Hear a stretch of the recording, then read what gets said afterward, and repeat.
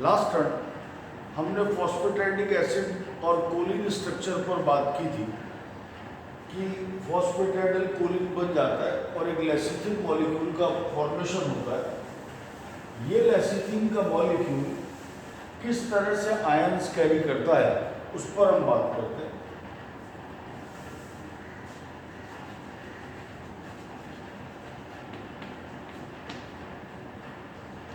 किसी मेम्ब्रेन में एक लेसिथिन का मॉलिक्यूल है और ये लेसिथिन के मॉलिक्यूल में जैसे मैंने कहा दो पार्ट होंगे, एक फॉस्फेटैटिक एसिड होगा और एक कोलिन ग्रुप होगा। ये लेसिथिन का मॉलिक्यूल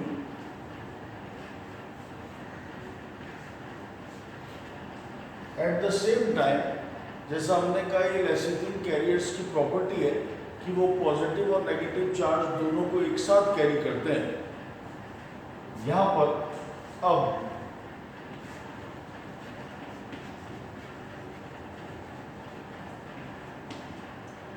एक लेसिथिनेज नाम का एंजाइम मेम्ब्रेन में पाया जाता है जो लेसिथिन का ब्रेकडाउन करता है। जब ये लेसिथिन का ब्रेकडाउन करेगा तो इस ब्रेकडाउन से दो तरह के मॉलिक्यूल डेवलप होंगे। एक जो कोलिन डेवलप होगा और दूसरा मॉलिक्यूल जो डेवलप होगा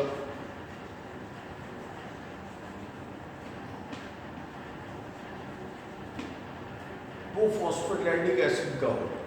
जैसा मैंने कहा ये लेसिथिन के दो कंपोनेंट्स हैं, एक फॉस्फेटैटिक एसिड और एक कोलिन। एक्चुअली इस लेसिथिन मॉलिक्यूल के ब्रेकडाउन होने के बाद अदर सरफेस पर यहां से कैटायन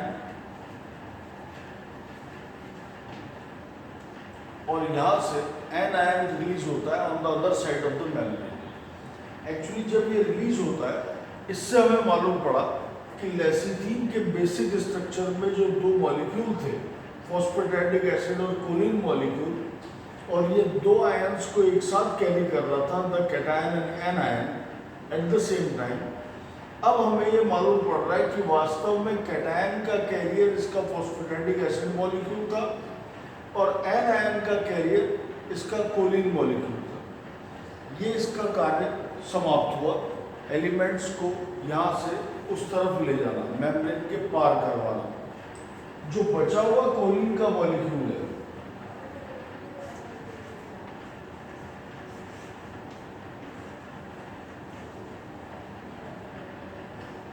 ये फिर से एसिटाइल कोलिन में कन्वर्ट होगा और ये एसिटाइल कोलिन का मॉलिक्यूल किसी फॉस्फेटैटिक एसिड के साथ अटैच होकर फिर से लेसिथिन का निर्माण करता है। ठीक है, पहले लेसिथिन का ब्रेकडाउन हुआ फॉस्फेटैटिक एसिड और कोलिन में, फिर कोलिन कन्वर्ट हुआ एसिटाइल कोलिन में और फिर ये एसिटाइल कोलिन किसी फॉस्फेटैटिक एसिड को ज्वाइन करेगा और रिफॉर्मेशन ऑफ दिस होगा। इस पूरे प्रोसेस में कोलिन से एसिटाइल कोलिन बनते वक्त यहाँ पर एक एंजाइम का इस्तेमाल हुआ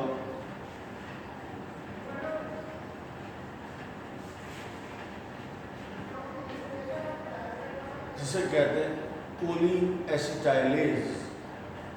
एटीपी की प्रेजेंस में कोलिन को एसिटिल कोलिन में कन्वर्ट करने का काम कोलिन एसिटाइलेज एंजाइम करेगा। उसके बाद जब ये एसिटाइल कोलिन फॉस्फेटैटिक एसिड से अटैच होने जा रहा है, यहाँ पर एक एंजाइम काम करेगा जिसे कोलिन एस्टरेज कहा जाएगा। इस एंजाइम की प्रेजेंस में reformation of lecithin will happen. So this is all about what is called as lecithins as active transport carriers of minerals. So with this we have completed the whole topic of mineral absorption, active or passive, दोनों तरह के methods पर हमने बात की। हमने conclude किया कि एक्टिव में 3 तरीके होंगे। जो मेजर होगा एक्टिव ट्रांसपोर्ट ऑफ एलिमेंट्स होगा, और वहाँ पर प्रोटीन कैरियर्स हैं, साइटोक्रोम कैरियर्स हैं और लेसिथिन कैरियर्स हैं, और प्रोटीन कैरियर्स की प्रॉपर्टीज़ पर भी हमने बात की। ये हेडिंग हमारा कंप्लीट है।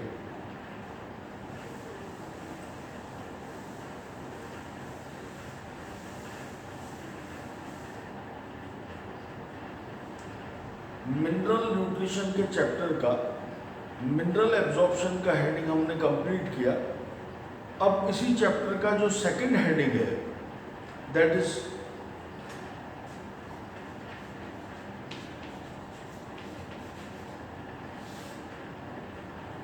Nitrogen cycle. बेसिकली हम यहाँ नाइट्रोजन साइकिल के मेजर कैरेक्टर्स को डिस्कस करेंगे, उसमें कितने स्टेप्स होते हैं।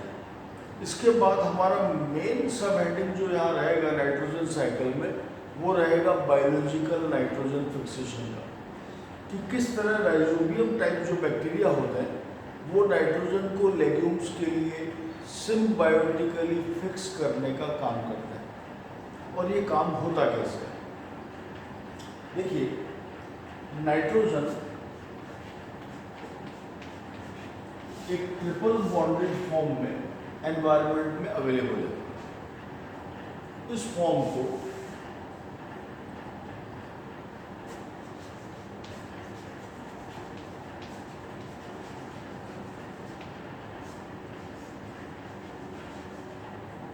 एटमॉस्फेरिक पूल ऑफ नाइट्रोजन हमने कहा। इस एटमॉस्फेरिक पूल से दूसरी चर्चा भी हम अटैच कर दें।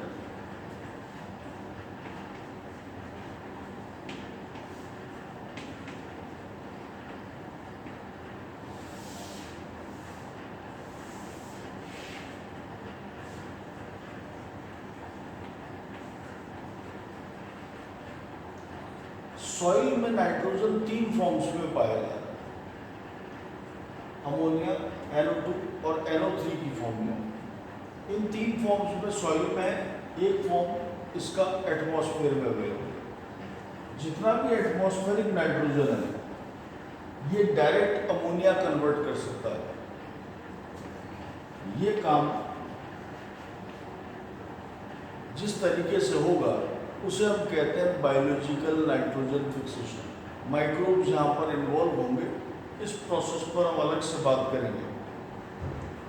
दूसरा, ये काम कुछ इंडस्ट्रीज भी कर सकती है जो टैनिंग से और कलर, पेंट, कपड़ा इंडस्ट्री से रिलेटेड है। वो सारी इंडस्ट्रीज एटमॉस्फेरिक नाइट्रोजन को NH3 में कन्वर्ट करती है। इसके अलावा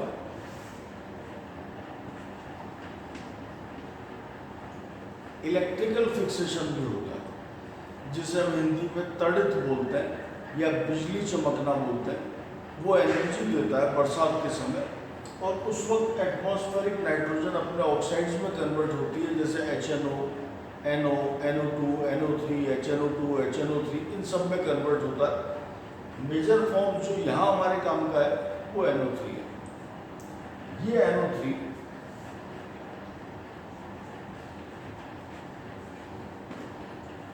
प्लांट्स इसे एब्जॉर्ब करेंगे,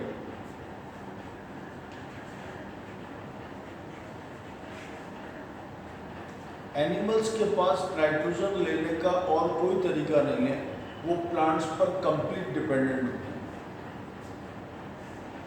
एनिमल्स और प्लांट्स का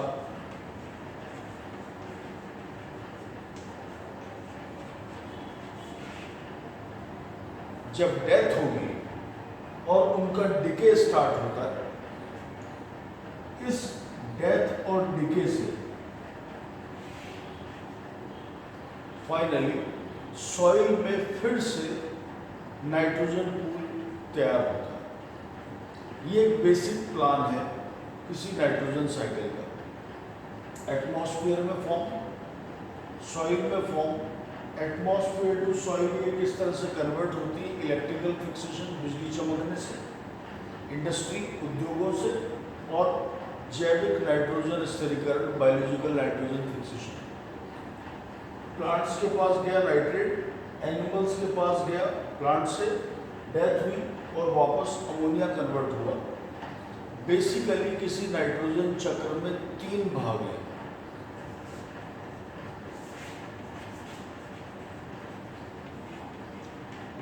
पहला पार्ट जिसे अमोनीकरण कहेंगे, अमोनिफिकेशन। दूसरा पार्ट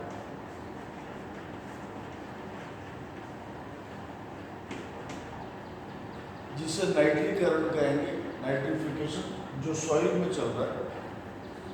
और तीसरा पार्ट